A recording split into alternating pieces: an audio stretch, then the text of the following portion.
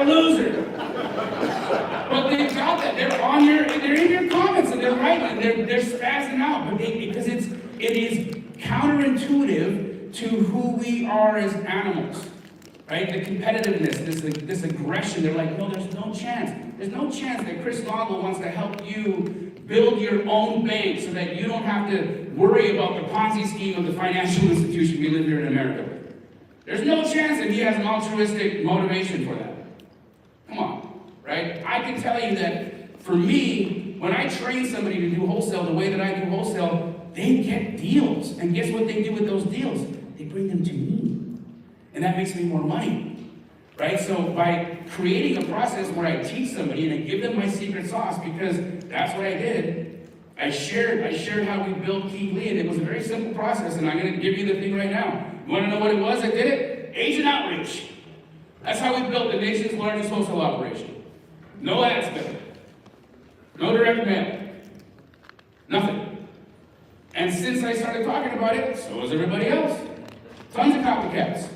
Tons of people out there talking about it. But guess what it did to my students? It popped. I shared with them the reality of how I'm doing business. What I was actually doing, my KPIs, my cadence, the conversations I was having, my follow-up process, how I was convincing real estate agents to give me their pocket listings and not put them on the MLS, what the words were, what the timing was, how I was promising, how I was aligning to do dual agency, just like I did with Steve Trang when him and I did our first wholesale deal together. All of the secrets, all of the tricks, all of the tips, I didn't hold one back. And they got success. And then they got success, and they started to say, okay, well, this guy has actually taught me something. Thank you for that share. Thank you for giving me that. And it creates this feedback loop, right? The reciprocity cycle. Because now I create a good share. People succeed. They start talking about me. They say, that guy's good stuff. And then more podcasts want me. More people want to meet me. And it goes on and on and on. Audience grows. You make 10 times more money. Don't worry about people copying you, because they're going to do it. Don't worry about it. It's all good. It's totally okay if people flatter you, copy your process, do all the things. Who cares? Just be better. Just be better. And even if they try, there's a company out there called Astral Flipping. For real. And they're selling wholesale coaching, right? I DM them and I'm like, good job, dude. I don't care. It doesn't bother me one bit that they went so far as to almost name it the same name as what my coaching program is. That shows me that I'm having an impact out there. And they'll pop up. They'll all pop up. I don't know what's happening. Anyways, it doesn't matter. It's too good. Yeah. So again, don't worry about it. Don't worry about people copying your process, copying your name, copying your vision. It's all good. You are the pioneer. You're the person who's putting it out there. If you are being flattered by having folks copy you, just enjoy that. There's nothing wrong with it. So do I make less money because I'm giving away all of my secrets? Most people think, yeah, you wouldn't. It's not true.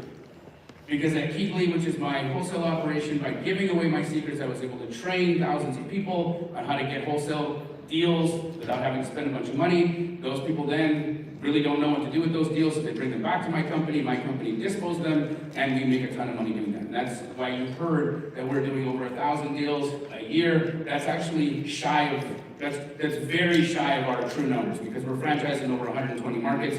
We're just gonna say over 1,000 because I want to be accurate. But it's much, much more than that. Here's what our process at Keithley. So again, if you are in wholesale or you understand the wholesale process, I train you how to go out and find deals. I turn you into an acquisition wholesaler. Right? So I'm teaching you agent outreach. I'm teaching you how to make offers on the MLS. I'm teaching you a small portion of direct seller. I don't like it a lot, but there's certain parts of it that I do lean in on. I teach you how to be a good acquisition wholesaler, and I leave the dispositions part out of it. Right? I say, okay, don't worry about that. Focus on one thing. You are here for a short amount of time. You're trying to make some money. You're not trying to be the best. You're not trying to learn it all. Let me teach you how to go out and find a deal. You bring the deal to me. And that's what they do. Thousands of them. Every month. Feed my wholesale operation. They feed my franchises. So they pay me to bring me business. Pretty neat. Again, because because we are the dispositions hub in the marketplace, even the folks I'm not trading are bringing me their deals. Even my competitors are bringing me their deals. And that's the relationships that we're starting. We say, look, we'll play in the sandbox with everybody. I don't draw a line in the sand. I really think that if you're excluding anybody from doing business with you, you're making a big mistake. You got to see above all that stuff. Find out where your customers are having the biggest problem, right? So in the wholesale world, do you think business setup was the biggest problem? Maybe, maybe not. Was it fulfilling? Was it sourcing deals? Was it finding money? Find the pain point, right? If you can find the pain point, and if you can alleviate the pain point for your audience, or you can find a way to speed up or expedite how they can get across that pain point, that's how you're going to be able to get the engagement. That's going to be what they're going to find value, right? So own that process. And there's two ways to do it. You could be the solution provider for that thing, or you could broker the solution, right? So for instance, for me, when I'm teaching people how to value real estate, right? Because I consider myself a pretty good comper. I have interviewed hundreds, if not close to 1,000 appraisers to understand the basic framework on how appraisers are assigning value to property, and then I take that knowledge to my community. I could have gone out and I could have built a software that helped me comp, right, so that I could have sold that, but I mean, I'm not a tech guy. I'm brown, but I don't understand coding, right? No. So I couldn't do that, right?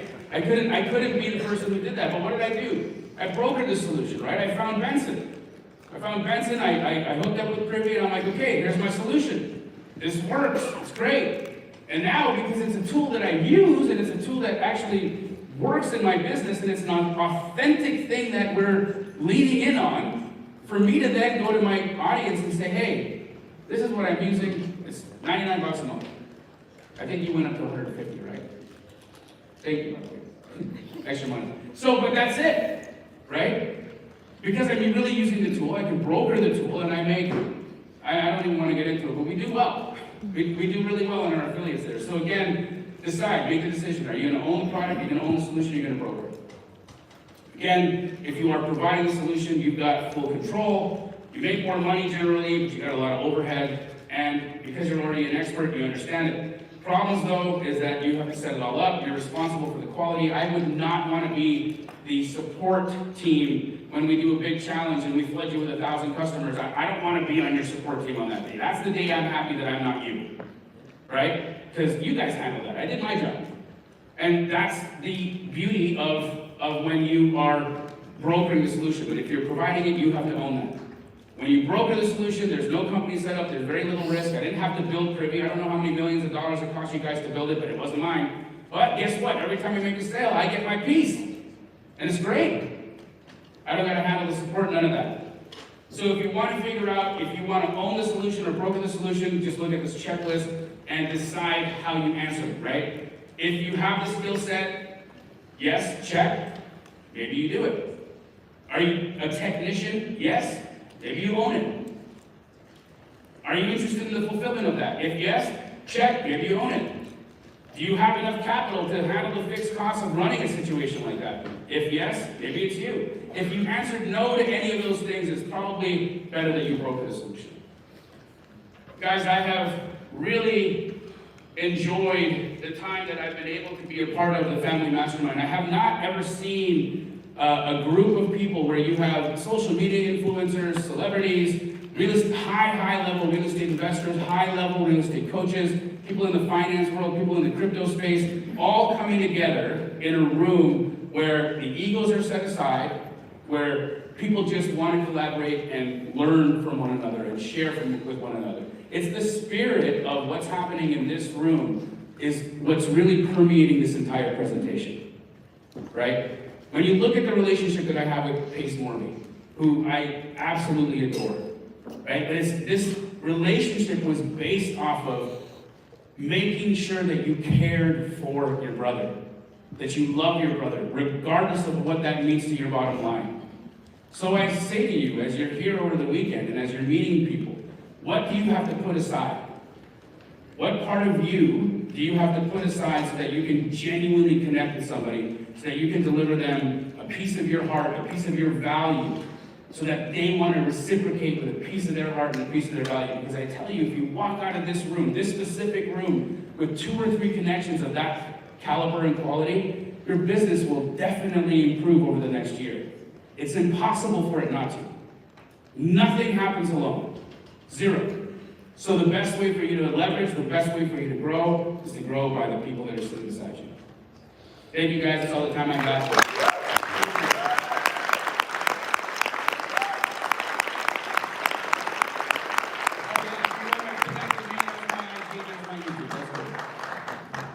Let's give one more hand, guys. Jamil.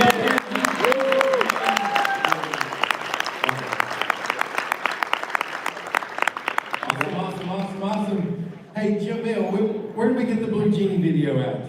Is it on your YouTube channel? Yeah. All right, what's your YouTube channel? YouTube.com/JamilDamser. There you go. You guys gotta go watch the Blue Genie. Who's watched the Blue Genie in here? Anybody? It's one of the best. If you have not seen it, go to his YouTube and watch it. You'll laugh as much as we have. Hey, listen, to keep this party continuing, 2 quick things.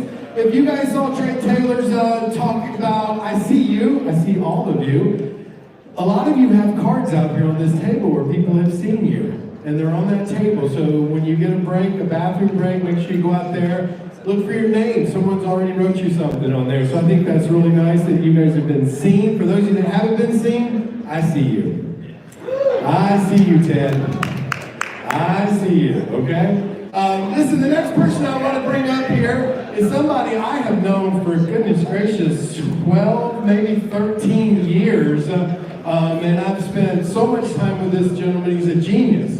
Flat out, he's just a genius. When it comes to understanding how to move audiences to take an action, how to take cold traffic and convert them through funnels, how to build coaching programs from start to finish, to being virtual and writing VSLs. I mean, everything that this man does is something that you absolutely want to slow down and pay attention, because of 2 things that I am very honored to be his friend is 1, he understands how to multiply capital, and number 2, he understands lifestyle. And so with those combined, he's really done something amazing, which is to give you guys a presentation to get today on what he does. And so I want you guys to do me a favor and just stand up and honor this gentleman for what he's gone through, what he's done, and why he's here to serve you guys. Guys, give Joe McCall a round of applause.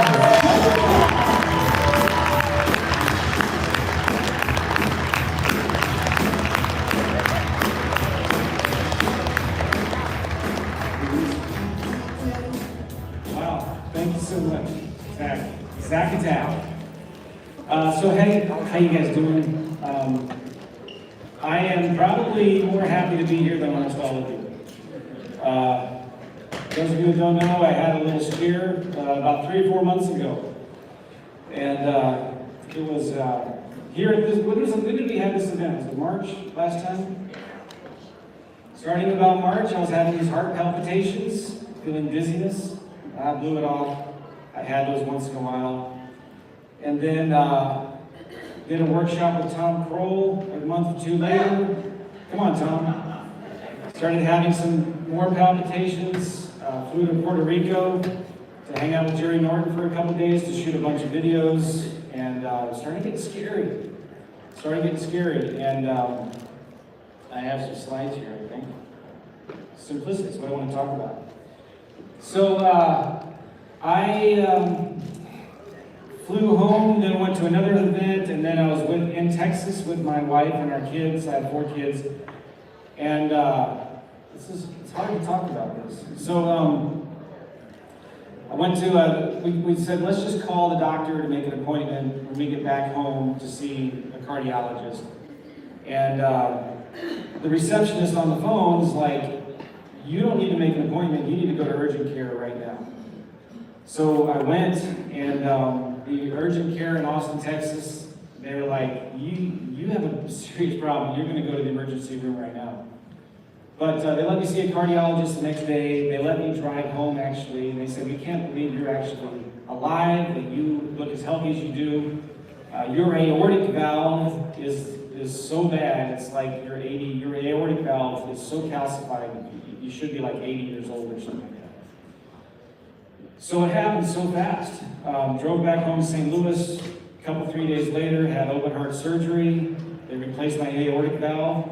I left 3 days later. It's been about 3.5 months. My chest feels like I've been mule kicked. It hurts, so nobody, punched me in the chest. I appreciate that. But I'm just stinking glad to be alive. And,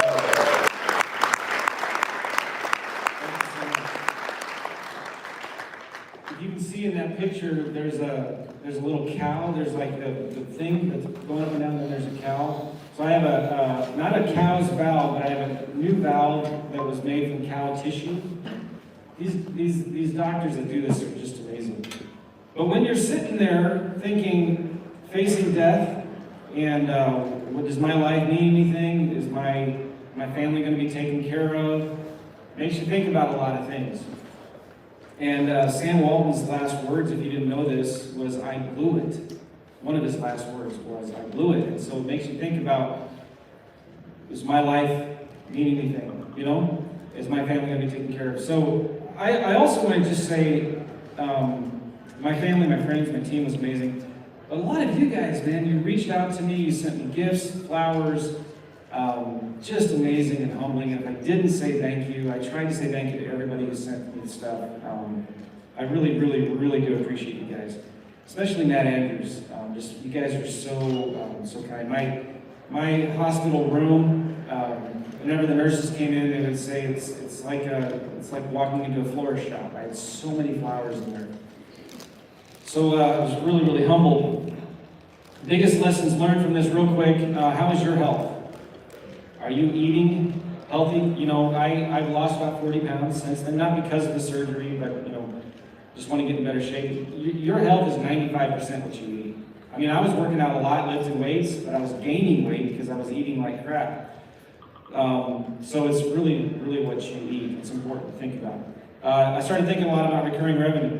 Now, this isn't entirely true, but it kind of is. If you don't have recurring revenue, you might not have a real business. Recurring revenue is like, okay, when you're sick and in the hospital and you can't work for 2 months, are you still making money? Can your business run without you? How long can it run without you? How long is your runway? How much cash do you have in the bank? These kinds of things are really important to think about. Do you have products that your team can sell for you? Do you have affiliates that can sell your products for you? It makes me, get really emotional, and a lot of you guys came to me and said, "Hey, we can promote your stuff while you're in the hospital," And so I had a lot of affiliates that were selling my products for me.